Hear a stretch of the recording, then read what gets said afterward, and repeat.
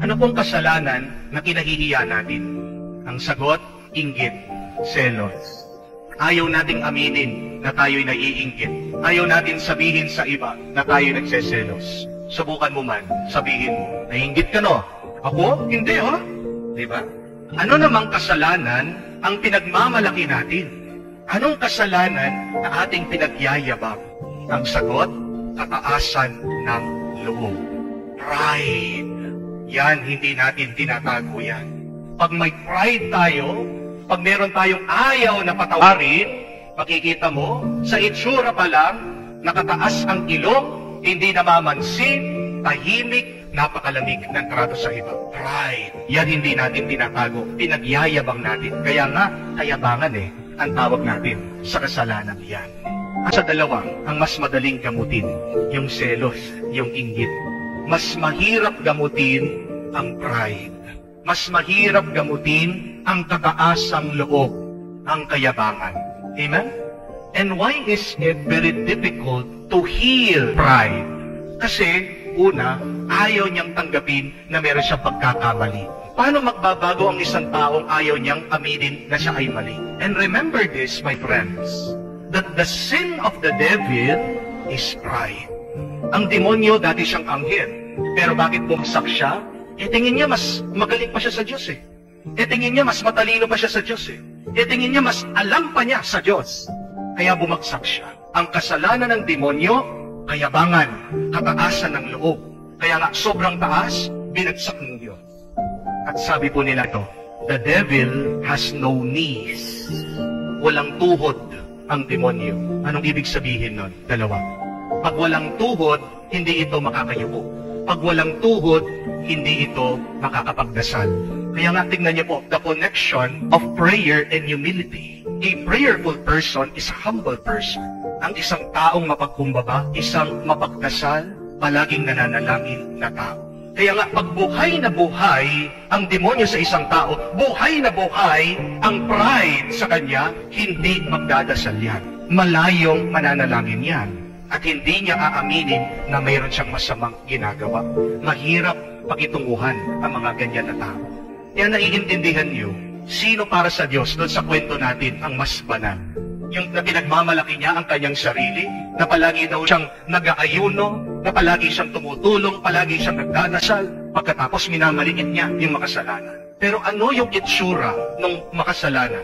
Ano yung mukha ng makasalanan nung siya'y nagdarasal? Nakayuko daw at humihingi ng tawad. At siya ang mas binigyan ng pansin. Dahil totoo, yung nakasulat sa Bible, a humble and contrite heart, O God, you will not spurn. Hindi pwedeng hindi pakinggan ng Diyos ang isang pusong nagsisisi at nagpapakumbaba kesa sa isang pusong nagmamalaki at nagmamalinis.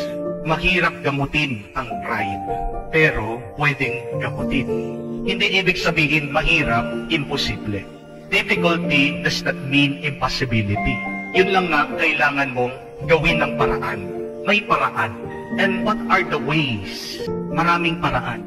Para po sa akin, may 3 paraan. Gamot para sa pride. Una, we need an example of humility. Pag wala kang sinusundan sa pagpapakumbaba, hindi ka magiging mapagkumbaba. Amen?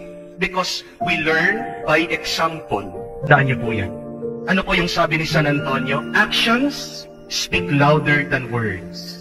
Mas malakas mangusap ang gawa ng tao at mas naiintindihan ng tao, mas tumatagos sa puso ng tao yung gawa, yung totoong buhay, yung karanasan. Kesa doon sa puro salita, wala naman laman. Malaking epekto sa isang taong mayabang, mataas ang loob, pag meron siyang nakikitang nagpapakumbaba. We need more examples of humility. And you need to expose yourself there. You need to follow that.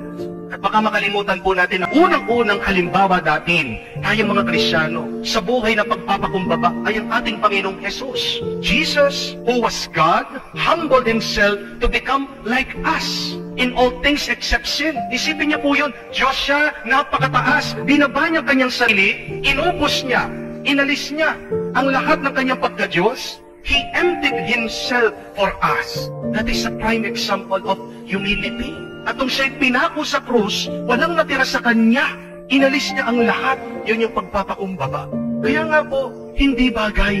Yung tayo ay pumapasok sa simbahan, tayo'y nagsisimba, tayo'y lumuluhod sa harap ng krus, simbolo ng humility, pagpapakumbaba, tapos ikaw meron kang pride.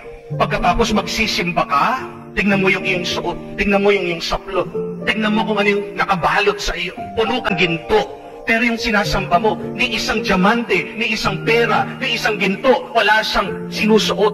Ang suot niya, pako. Pero ikaw, pag maglalakad ka sa simbahan, taas noo. Pag tinitignan mo yung mga tao, minamaliit mo sila. Hindi bagay. That is hypocrisy. Hindi po ba? Yan ay pagpapakunwari.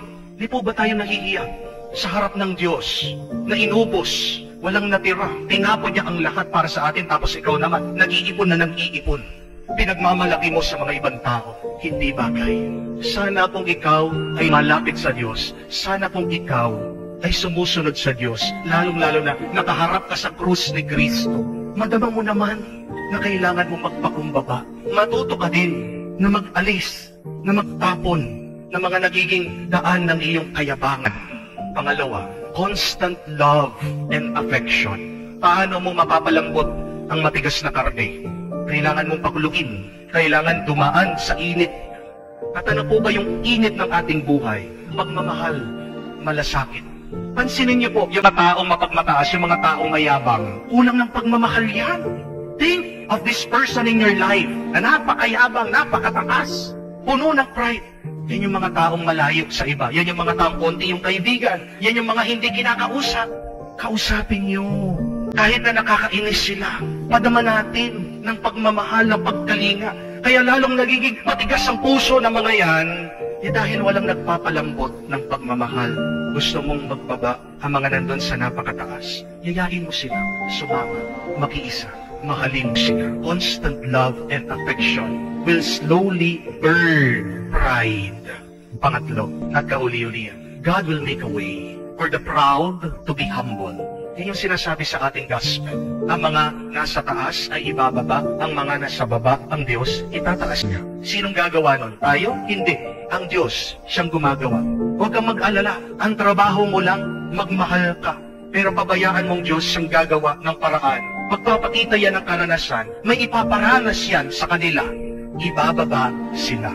The lowly will be exalted, and those who extol themselves, God will humble them. God will make a way. Anong gagawin natin? We continue praying. Dahil sabi ko nga, ang mga palaging nagdarasal, sila ang mapagpunan.